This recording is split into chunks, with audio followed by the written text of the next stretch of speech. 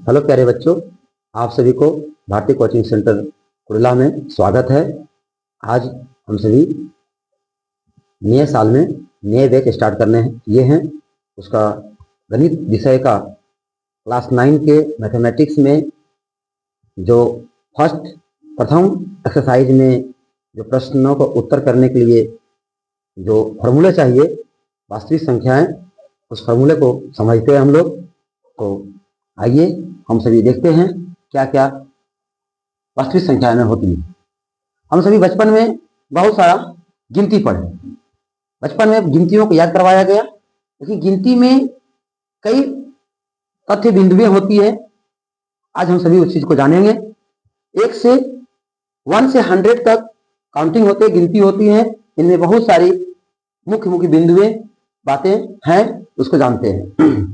गिनती की संख्याओं को, जो गिनती होता है 1 से अनंत तक, जो गिनती हम लोग किसी चीज को, वस्तु को गिनते हैं, गिनना प्रारंभ करते हैं, किसी संख्या किसी भी वस्तु को गिनते हैं तो 1 से गिनते हैं, 1 2 3 4 इस तरह गिनती करते हैं। तो गिनती की संख्याओं को प्राकृत संख्या या नेचुरल नंबर कहते हैं, जिसे n के द्वारा सूचित किया जाता है।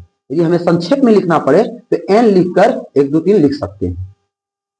यदि गिनती की संख्याओं में शून्य, जीरो को शामिल कर दिया जाए तो वह पूर्ण संख्या कहलाता है, अर्थात पूर्ण हो गया। यदि गिनती में, प्रकृति में शून्य को मिला दिया जाए, तो यहां से अनंत तक, बहुत लाख 2 लाख अनंत तक जितना तक संख्या जाएगा वह सभी पूर्ण संख्याएं, होल नंबर कहलाता है, जिसे W से सूचित किया जाता है। इसमें यदि जो संख्याएं ऋणात्मक में हो या जो संख्याएं धनात्मक में हो, दोनों के सम्मिलित रूप को और शून्य को मिला दिया जाए तो वह पूर्णांक संख्या, इंटीग्रेस कहलाता है, जिसे I या Z से सूचित किया जाता है। अब इसी में और भी बातें देखिए। एक से अधिक जितनी भी संख्याएं होती है, उन सभी संख्याओं को धनात्मक या पॉजिटिव कहा जाता है। ऋणात्मक में, माइनस में 1 2 3 अनंत तक ऐसे माइनस में जाएंगे, वह संख्या ऋणात्मक कहलाएगा। शून्य को ना ही तो ऋणात्मक कहते हैं और ना ही तो धनात्मक कहते हैं, पर उसे शून्य को और धनात्मक संख्याओं को और ऋणात्मक संख्या कह सकते हैं। शून्य को और ऋणात्मक संख्याओं को और धनात्मक संख्या कह सकते हैं। इस प्रकार से एक नया परिभाषा भी पूर्णांक का हम लोग बोल सकते हैं कि अधनात्मक और अऋणात्मक संख्याओं के समुच्चय को, सम्मिलित रूप को पूर्णांक संख्या कहते हैं। अब गिनती की संख्याएं जो 1 से 100 तक होते हैं, उस 1 से 100 तक में या इसके अनंत संख्याओं में, जिन संख्याओं के अंत में 1 3 5 7 9 होते हैं, वह संख्या विषम संख्या, ओड नंबर कहलाता है। इसे इस दूसरे प्रकार के परिभाषा से भी समझ सकते हैं कि वैसी संख्याएं जो 2 से पूरी विभाजित ना हो, अर्थात यह सभी संख्याएं 2 से यदि विभाजित किया जाएगा, यह सभी संख्याओं को 2 से विभाजित किया जाएगा तो शेष 1 बच जाएगा, इसलिए यह संख्याएं विषम कहलाती है। सम संख्याएं, जिस संख्या के अंत में 0 2 4 6 1 8 हो, वह संख्या सम संख्या, इवन नंबर कहलाता है। अर्थात इसको दूसरे परिभाषा में हम समझ सकते हैं कि वैसी संख्याएं जो 2 से पूरी भाग लग जाए, 2 से पूरी विभाजित हो जाए, वैसी संख्याओं को सम संख्या कहते हैं। जी बने रहिए, वीडियो में देखिए। तो हम सभी अभी विषम संख्या और सम संख्या को समझें। अब इसी में होता है अभाज्य संख्या। अभाज्य को और नाम से जाना जाता है, जिसे ऋण संख्या भी कह सकते हैं। इसे अंग्रेजी में प्राइम नंबर कहते हैं। तो अभाज्य संख्याएं वैसी संख्याएं जिसका गुणनखंड केवल 2 हो, 2, 1 और स्वयं, अर्थात वह संख्या जो 1 से विभाजित होगा और स्वयं से विभाजित होगा, अन्य किसी से विभाजित नहीं होगा, वैसी संख्याओं को अभाज्य संख्या प्राइम नंबर कहते हैं। तो 1 से 100 तक 25 अभाज्य संख्याएं होती है जो गोल करके आपको इंकित किया गया है। तो 2, 3, 5, 7, 11, 13, 17, 19, 23, 29, 31, 37, 41, 43, 47, 53, 59, 61, 67, 71, 73, 79, 83, 89, 97 ऐसी संख्याएं हैं जिन्हें अभाज्य कहा जाता है।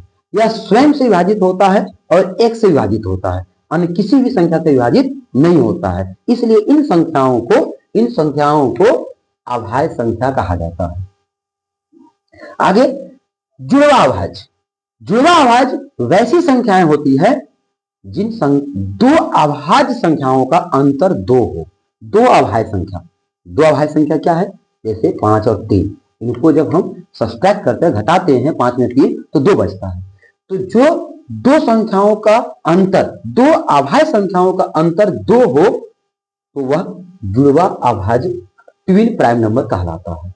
जैसे कि 3, 5, 5, 7, 11, 13, 17, 19, 29, 31, 41, 43, 59, 61, 71, 73, यह सभी आपका जुड़वा अभाज्य कहलाता है। सह अभाज्य क्या है? को प्राइम नंबर, इनका रंग जानते हैं।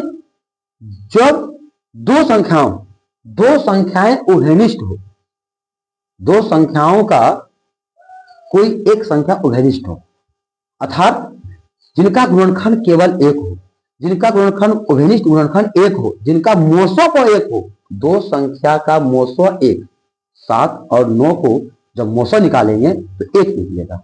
18 और 25 का मोसो निकालेंगे तो 1 निकलेगा। तो जिन दो संख्याओं का मोसो 1 होगा उन्हें सह अभाज्य कहा जाता है। अभी अभाज्य के बारे में और कुछ जानते हैं। एक को अभाज्य नहीं कहते, एक को अभाज्य नहीं कहा जाता है। दो एक ऐसी संख्या है जो सम है और अभाज्य है। दो एक ऐसी संख्या है जो सम है और अभाज्य है, और सबसे छोटी संख्या है। सम संख्या भी है और सबसे छोटी अभाज्य है। सबसे छोटी अभाज्य कहा जाता है। सबसे छोटी विषम अभाज्य जो है वो आपका 3 है। यह ध्यान रहना चाहिए कि सबसे छोटी विषम अभाज्य संख्या 3 है। और 2 अंकों की सबसे छोटी अभाज्य 11 है और 1 अंकों की सबसे बड़ी अभाज्य 9 है। बड़ी संख्याएं अनंत है, पर 2 अंकों की ही जब बड़ी अभाज्य पूछा जाए तो आपको जवाब देना है 97। चलिए अब हम लोग बात करते हैं यौगिक संख्या या भाज्य संख्या, जैसे कंपोजिट नंबर कहते हैं। वैसी संख्याएं जिसका गुणनखंड, जिसका खंडन 2 या 2 से अधिक हो, जिसका गुणनखंड 2 या 2 से अधिक हो, उसे यौगिक या भाज्य संख्या कहते हैं। अर्थात वैसी संख्या जिसको 2 या 2 से अधिक संख्याओं से विभाजित किया जा सके। जैसे कि उदाहरण के लिए 14 को लिया जाए तो ये 1 से भी विभाजित होगा, 2 से होगा, 7 से होगा और 14 से भी होगा। एक और उदाहरण लिया जाए, जैसे 15 लिया गया, है विषम पर ये भाज्य है। जैसे कि इसे भाज्य क्यों कहा गया? क्योंकि यह 1 से भी विभाजित हो रहा है, 2 से भी नहीं, सॉरी 3 से हो रहा है, 5 से हो रहा है और 15 से हो रहा है। तो 2 से ज्यादा हो रहा है, 4 है। तो जिनका 2 से ज्यादा गुणनखंड हो उन्हें क्या कहा जाता है? यौगिक या भाज्य संख्या कहा जाता है।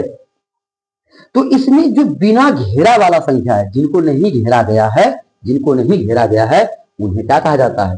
यौगिक या भाज्य संख्या कहते हैं। भाज्य के बारे में और बातें हैं कि एक को भाज्य नहीं कहते हैं, ना ही तो भाज्य कहते हैं और ना ही तो अभाज्य कहते हैं। ठीक है। सबसे छोटी भाज्य भी सवाल में पूछा जाए आपसे तो सबसे छोटा भाज्य संख्या 4 है, जो कि सम है, ये भी ध्यान रखना है। और सबसे छोटी विषम संख्या जो भाज्य है वह आपका क्या होगा, 9 होगा। 9 एक ऐसी संख्या है जो सबसे छोटी विषम संख्या है। आगे, जब दो लगातार सम